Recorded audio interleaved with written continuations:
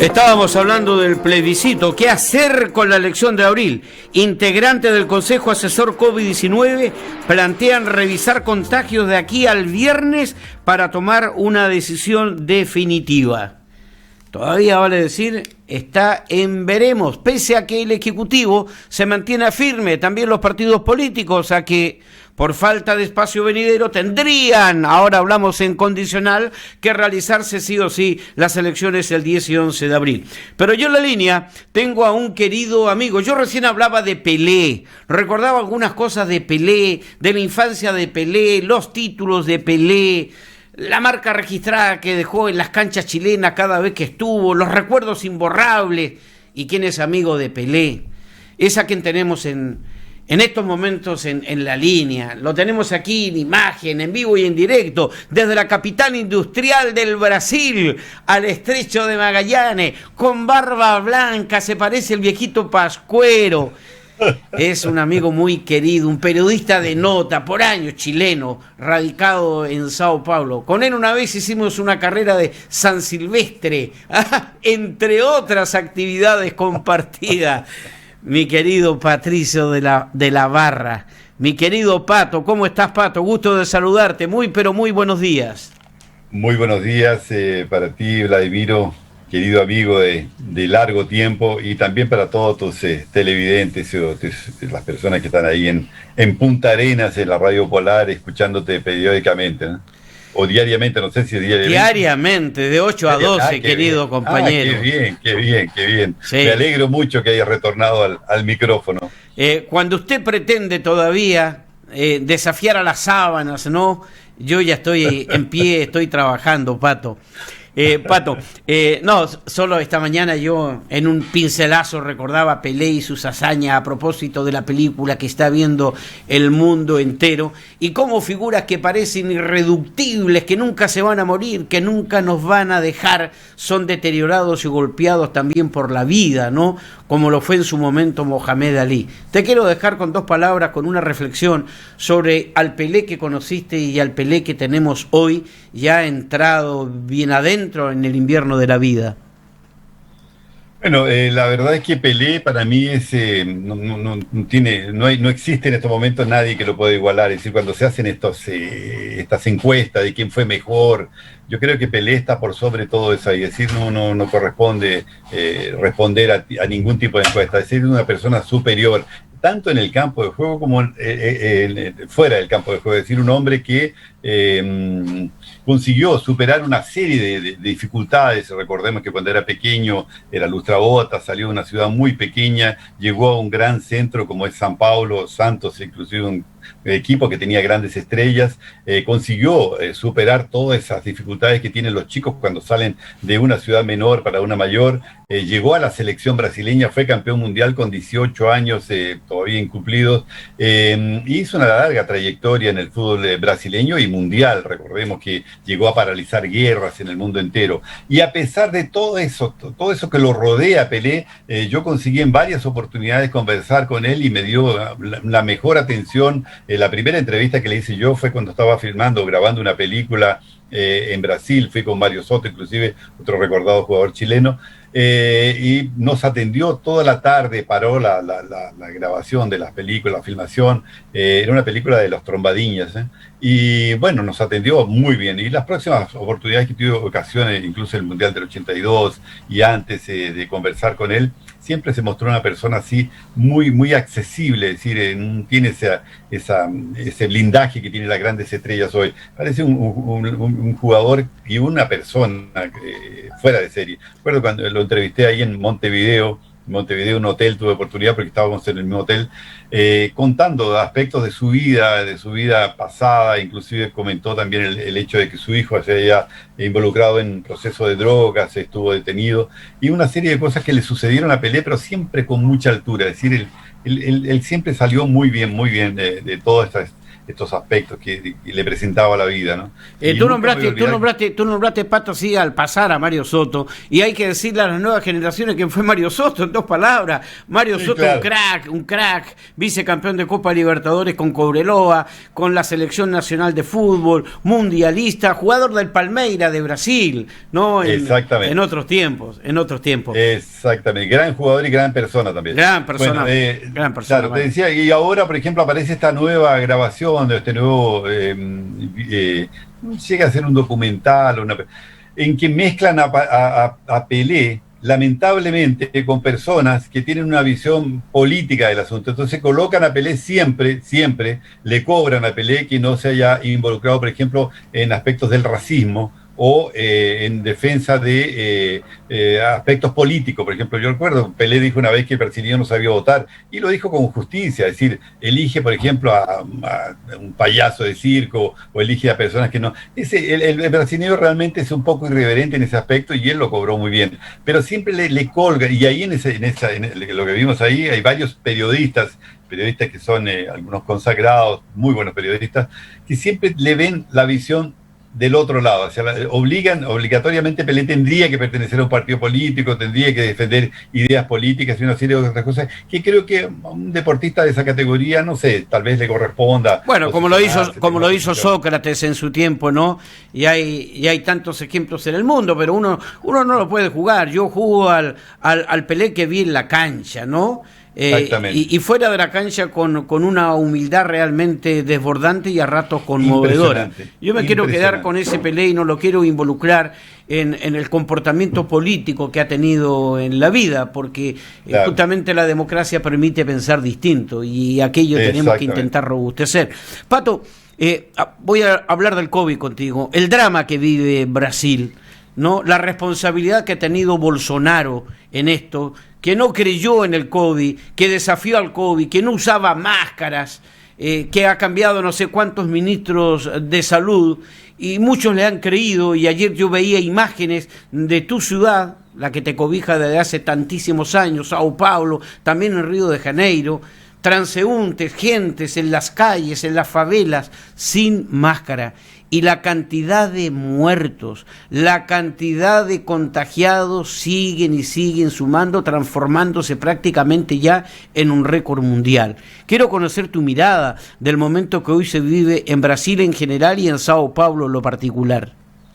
Bueno, en estos momentos enfrentamos una tragedia incluso anunciada, que llevó a Brasil a ser prácticamente uno de los líderes mundiales en número de cantidad de muertos. Tenemos casi 300.000 personas que han perdido la vida. Ayer solamente se registraron 3.251 personas, de ellas 1.066 en San Paulo, y de esas 1.066 habían 158 personas que perdieron la vida literalmente esperando un lecho en una unidad de cuidados intensivos, o en las propias ambulancias que los transferían de un lugar para otro buscando estos respiradores o colocarlo en estos equipos mecánicos para que pudiesen respirar. Sí, la situación en estos momentos, la decía incluso el doctor, hace poco entrevisté al doctor Miguel Nicolelis, que decía que si Brasil no toma determinaciones, no toma alguna cosa un poco más drástica en el sentido de cerrar las fronteras y de cerrar el país durante por lo menos 15 a 21 días, esto va a ser mucho peor y se van a llegar seguramente a los 500.000 muertos. Es decir, es algo que podría ocurrir. ¿Por qué? Porque en el sur del país, tú sabes que el sur del país es más desarrollado, tienes a Porto Alegre, la capital de Rio Grande do Sul, completamente colapsado el sistema sanitario. Santa Catarina, que tiene a Florianópolis como capital, donde se reciben muchos turistas extranjeros, también absolutamente colapsado todo el sistema sanitario y también el hospitalario. Entonces, la situación es muy grave. Paraná también es otro estado afectado. Entonces, la situación es tan grave que en estos momentos hay lugares en los cuales se está decidiendo quién vive y quién muere. Ahora, estas nuevas cepas, la P1, la P2, que están surgiendo, que están circulando por el país, que surgieron, una de ellas en Amazonia, la otra en Río de Janeiro, son mucho más agresivas y también de fácil diseminación, es decir, mucho más rápido, que el contagio sea más rápido. ¿Y qué es lo que está ocurriendo? la gente, o por rebeldía, por ignorancia, por lo que tú quieras llamarle, no estaba obedeciendo hasta estos días a las medidas tomadas o los protocolos tomados por las secretarías de salud de todo el país, también el Ministerio de Salud. Entonces, la situación tiende a agravarse. ¿Por qué? Porque hay un grueso número de la población, aproximadamente el 32-33%, que todavía no cree en la gravedad del COVID-19, que todavía no cree que las vacunas pueden ser salvadoras y una serie de otras cosas. Ayer, por ejemplo, el presidente Jair Bolsonaro, que se equivocó profundamente en muchas de las medidas que dejó de tomar y las medidas que tomó, por ejemplo, salir a las calles a manifestaciones sin la protección bucal, no evitar el aislamiento social, no reconocer o bajarle el perfil a lo que estaba ocurriendo en Brasil y a lo que podría ocurrir. Ayer por primera vez reconoce algunas cosas en un discurso a la nación, y en ese momento, justamente las personas que ya no creen más en Jair Bolsonaro salieron a las calles, tocaban, porque estábamos en momento de restricción. Cacerolas. A tocar las famosas cacerolas que tanto nos recuerdan esa época ahí en Chile, la década del 70. Y salieron, pero multitudes, claro, el 40% de la población todavía no cree en que Jair Bolsonaro pueda ser la solución para mejorar esta situación. Ahora, ¿qué costo, perdón Pato, qué costo político va a tener esto para Jair Bolsonaro? Bueno, te explico, espérate un poquito, deja terminar un poco la idea. Hoy, en este momento, está reunido Jair Bolsonaro con los gobernadores de estado que tenían autonomía para tomar todas las decisiones, con alcaldes de varios municipios, con miembros del Poder Judicial. El presidente de la Corte Suprema, Luis Fux, está ahí justamente reunido. ¿Por qué? Porque hubo una suma de errores. Por ejemplo, la justicia determinó que los enfermos graves que habían emanado, si no tenían atención, fuesen distribuidos en otros estados. ¿Qué es lo que hicieron? Con eso diseminaron esta P1 que podía haber sido controlada. Y una serie de otras medidas. Ahora, todos van a tener un costo político. Por ejemplo, el gobernador de acá de San Paulo, João Doria, que era un hombre que se perfilaba como un sucesor de Jair Bolsonaro, en estos momentos no tiene posibilidades ni siquiera de ser síndico o presidente de un club de tercera división.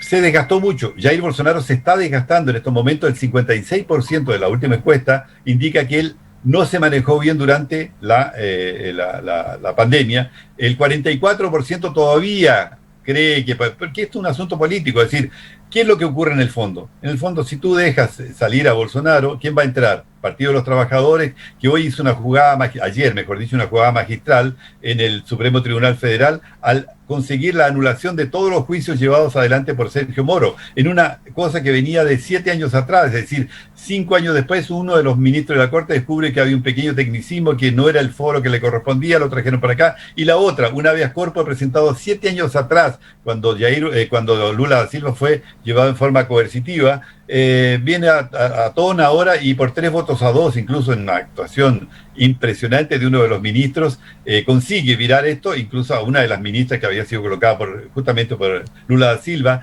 le cambia el voto, entonces ganan por 3 votos a 2 para declarar sospechoso a Sergio Moro, que había hecho un trabajo brillante en esto del lavallatos, pasándole una pluma encima de todo, y los $4.000 millones que fueron recuperados, tal vez en otra determinación más o menos similar como esta, que es inacreditable en el mundo entero, puedan volver a las personas que se lo habían subtraído a los cofres públicos y a la Petrobras principalmente, ¿no? Ahora, con esta determinación de los tribunales, Lula da Silva estaría en condiciones de postularse nuevamente como candidato a la presidencia de la República del Brasil.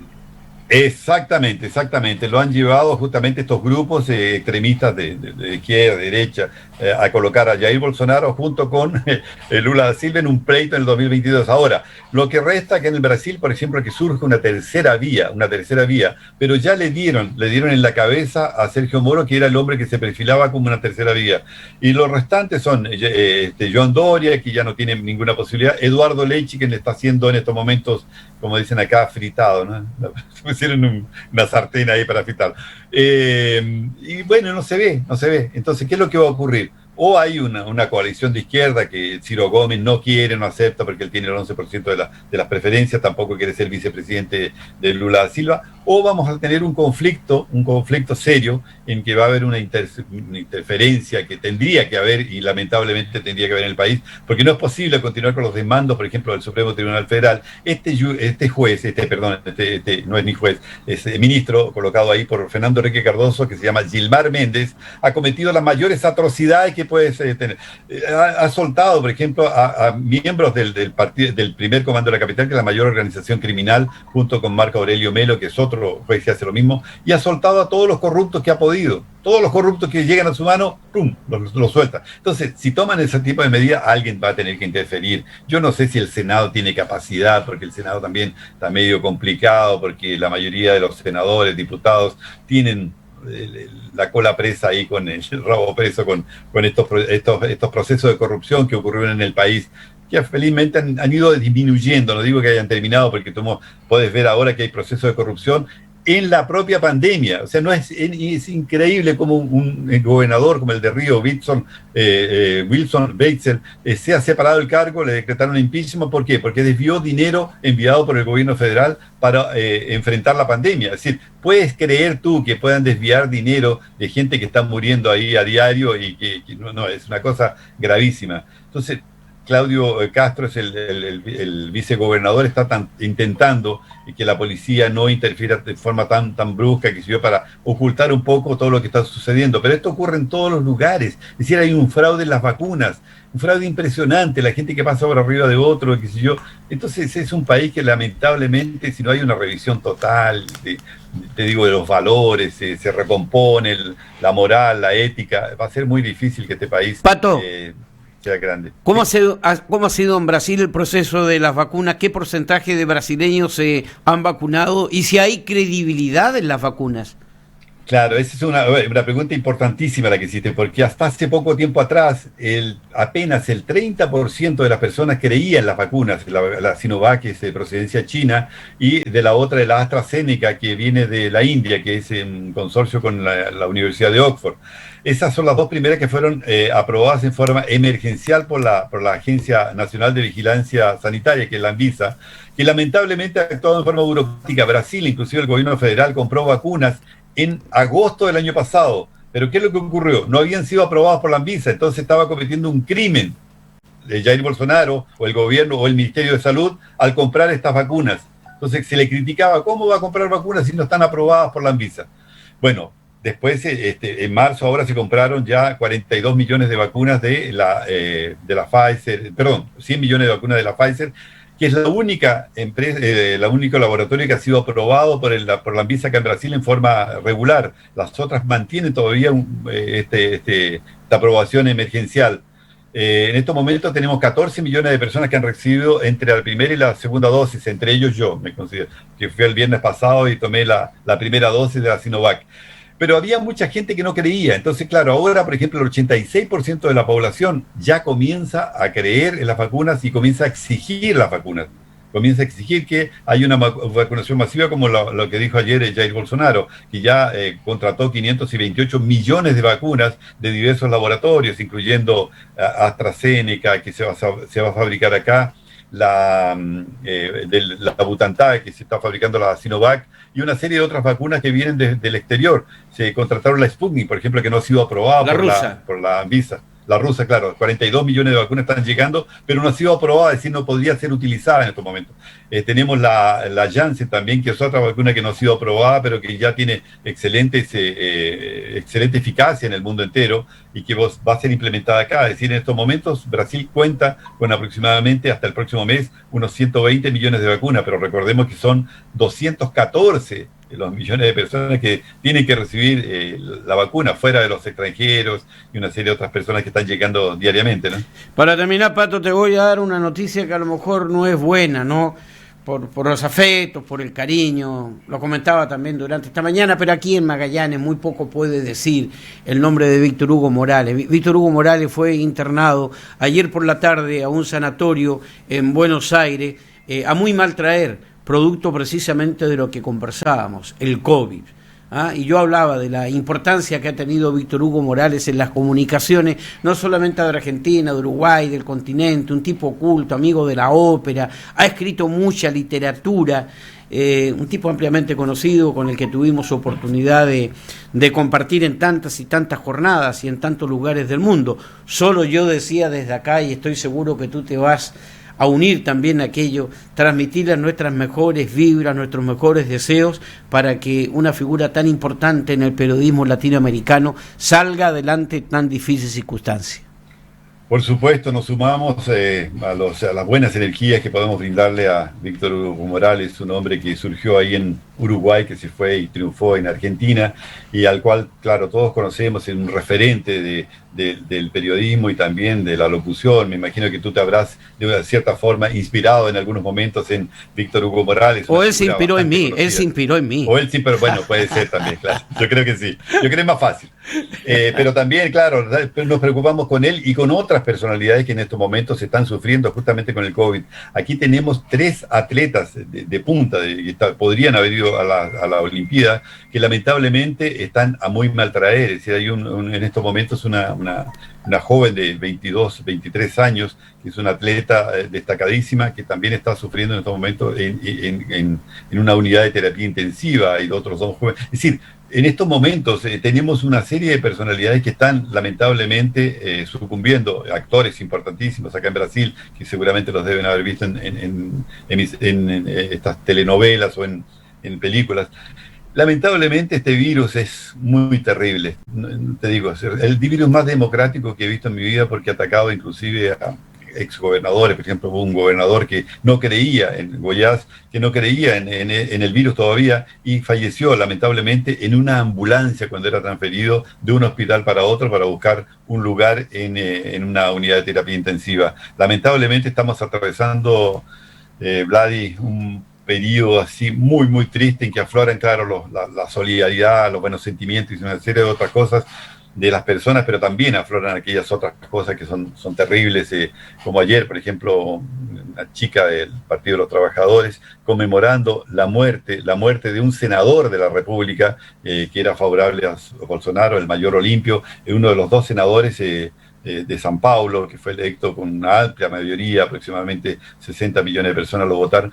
Entonces, esas cosas que son terribles, que están sucediendo en estos momentos en este país por causa de esta polarización de las fuerzas de uno u otro lado, son lamentables. Pero prefiero quedarme con la parte solidaria. El brasileño en estos momentos ha demostrado una solidaridad fuera de lo común. Lo hemos visto acá, por ejemplo, en el edificio, con médicos, amigos nuestros, que se han preocupado de crear una serie de normas y que nos han protegido y que lo podemos Tenemos que irnos, Patito. Bueno, Vladi, fue un placer. Placer enorme haber conversado contigo. Para Fernanda, para Diego, un abrazo muy apretado desde Punta Arenas. Para ti todo gracias. Mi cariño y mi gratitud. Cuídate, porque yo tengo la esperanza de que nos volvamos a reencontrar y volvamos a brindar. Tenemos que brindar por tantas cosas, por la vida y la amistad. Exactamente. Estoy totalmente de acuerdo contigo. También quiero que le transmitas un cariñoso abrazo a Mimi, a tus chicos y a tus nietos y a todos ahí, tu familia maravillosa, y espero que tengamos una oportunidad de conversar ahora en breve, ¿no? Hasta siempre, Pato, te quiero mucho. Patricio de la Barra, desde Brasil, desde Sao Paulo, porque Polar Comunicaciones está donde a usted le interesa. Queríamos saber qué ocurre con los contagios, que ha tenido un efecto multiplicador gigantesco en Brasil. El COVID no perdona y se ha derrumbado también el gigante del continente.